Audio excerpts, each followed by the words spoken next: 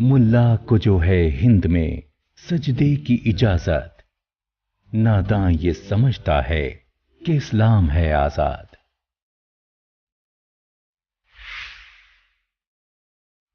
मुल्ला रिवायती मुसलमान।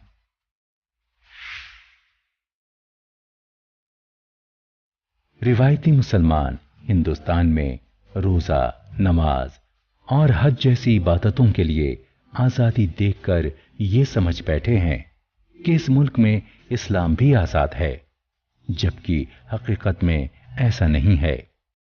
चंद इस्लामी इबादत की आजादी देकर इस्लाम को महदूद और पाबंद कर दिया गया है। चंद इबादत की आजादी को पूरे मजहब या निजाम की आजादी समझना नादानी है।